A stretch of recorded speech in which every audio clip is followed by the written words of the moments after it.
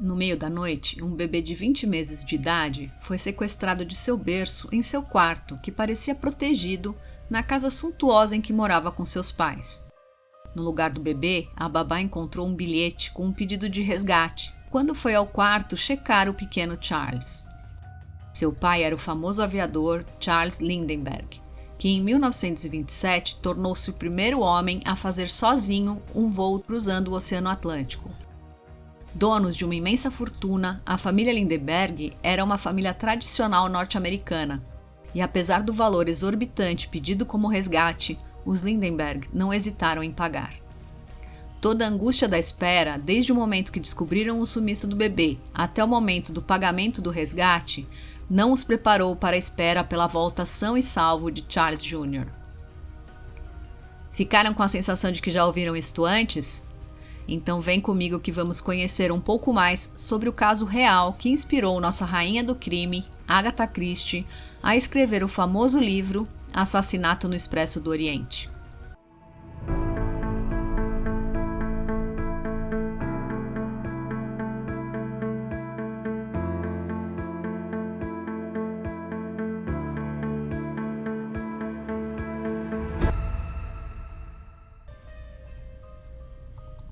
Oi, gente! Bem-vindos ao Enredei, o podcast com histórias policiais de ficção, adaptadas e narradas no estilo de True Crime. Eu sou Lilica, apaixonada por livros e histórias policiais, e este é um Enredei, onde cada palavra pode ser uma nova pista. Aqui mergulhamos nas profundezas escuras e cheias de mistério de autores como Agatha Christie, Edgar Allan Poe e muito mais. Reservem seu lugar na cena do crime, enquanto exploramos as reviravoltas tortuosas das investigações policiais. Em cada episódio, desvendaremos os segredos escondidos nas páginas dessas obras literárias. A ideia deste podcast nasceu da minha paixão por estes livros, que serão adaptados por mim em um formato mais atual e irão pouco a pouco revelar a solução de cada crime. Espero que vocês gostem tanto ou mais de mergulhar nesses mistérios quanto eu. E lembre-se, em cada conto de assassinato, mistério e suspense, nada é o que parece. Neste episódio extra de Enredei, vamos falar sobre o crime real terrível que inspirou Agatha Christie em seu aclamado livro Assassinato no Expresso do Oriente. E embora sua história ainda seja considerada um clássico após quase 100 anos desde sua publicação, muitos leitores não sabem que foi inspirada em um evento real. Agatha Christie tinha a rotina de examinar histórias nos jornais em busca de ideias para suas próprias tramas. Em Assassinato no Expresso do Oriente, há claros paralelos entre o crime fictício, o rapto de Daisy Armstrong, e o da vida real, o sequestro do pequeno Charles Lindbergh Jr.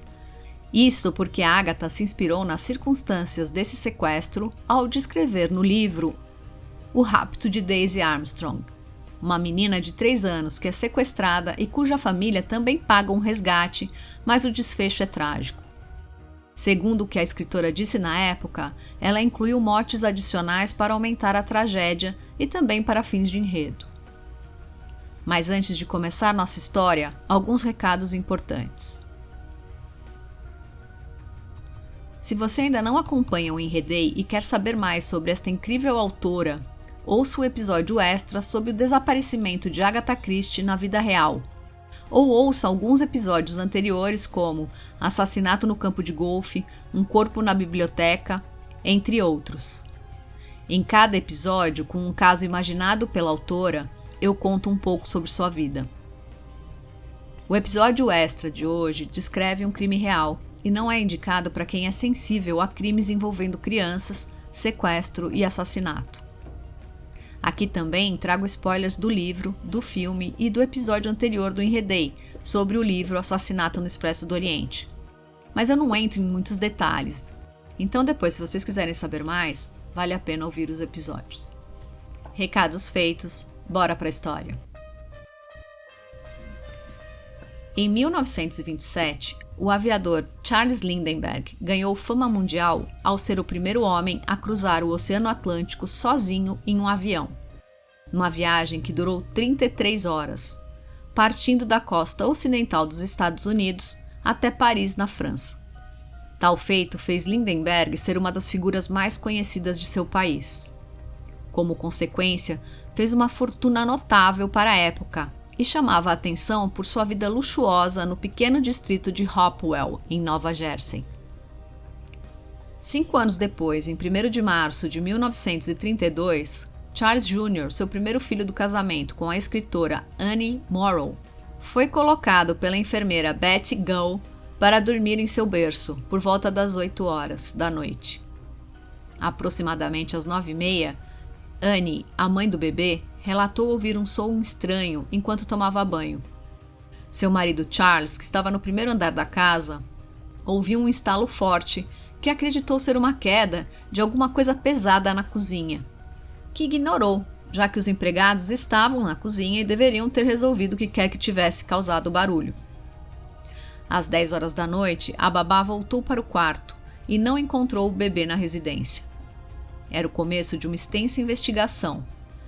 Após todos os residentes vasculharem cada cômodo da casa, inclusive com Lindenberg portando uma arma, encontraram um envelope branco na sacada que dava acesso ao quarto do bebê.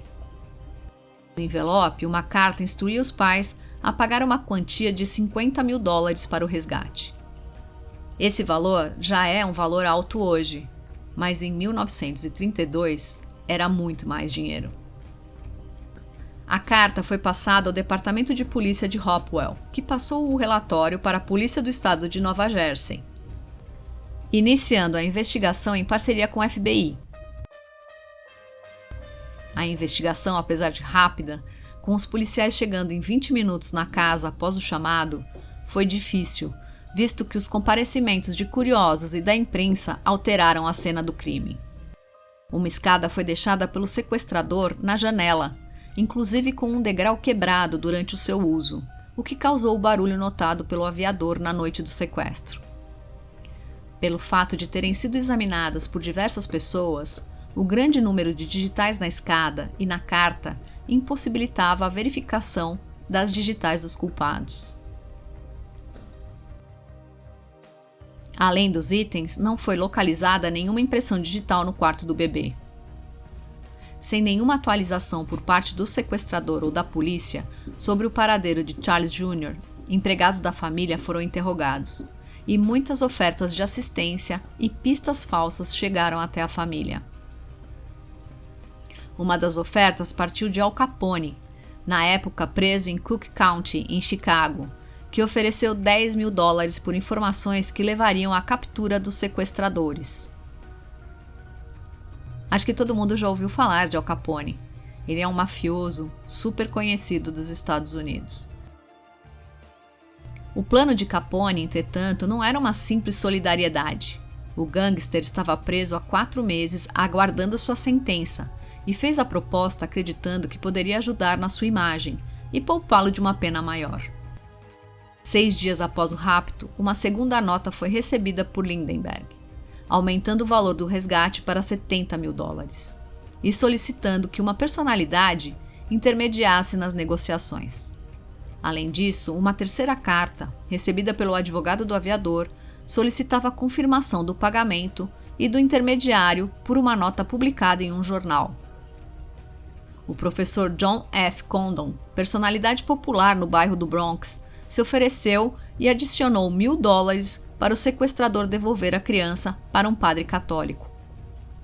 Lindenberg aceitou a ajuda de Condon, que passou a negociar diretamente com os raptores por cartas, que eram mandadas ao longo dos dias, afirmando que a criança permanecia sem lesões e vivendo em um barco.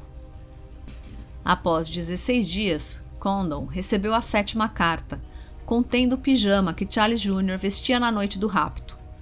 Com a confirmação, Lindenberg autorizou Condon a publicar que estava disposto a pagar o resgate sem intermédio militar.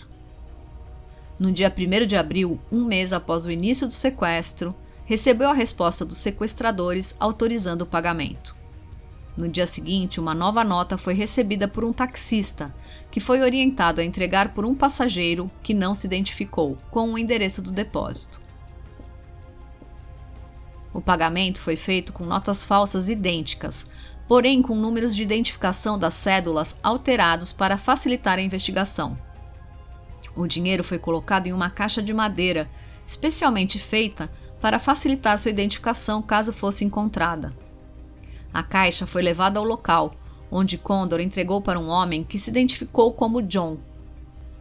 Após a confirmação do pagamento, recebeu a última carta, orientando o comparecimento até um barco com a escritura Nellie, em Massachusetts, no sul dos Estados Unidos. De acordo com a carta, o bebê estava aos cuidados de 2 mulheres que não tinham conhecimento de que o bebê era sequestrado. A busca foi realizada, mas nada foi encontrado, nenhuma embarcação com esse nome ou algum relato da criança. Em 12 de maio de 1932, mais de 2 meses após o rapto, a 6,5 quilômetros a sudeste da casa de Lindenberg, o caminhoneiro Orville Wilson parou o veículo para que seu assistente, William Allen, urinasse em uma árvore. William se deparou com um corpo infantil, mal enterrado e com sinais de decomposição avançada, e notificou a polícia. O cadáver foi coletado e, com a averiguação científica, foi confirmado que o corpo era de Charles Jr. A descrição de como o corpo foi encontrado e a causa da morte do pequeno Charles não é indicada para pessoas sensíveis. Se preferir, adiante o áudio em 15 segundos. Infelizmente, o bebê foi encontrado com a cabeça esmagada, com uma lesão formando um buraco no crânio. Além disso, o bebê estava parcialmente desmembrado. Que coisa mais horrível.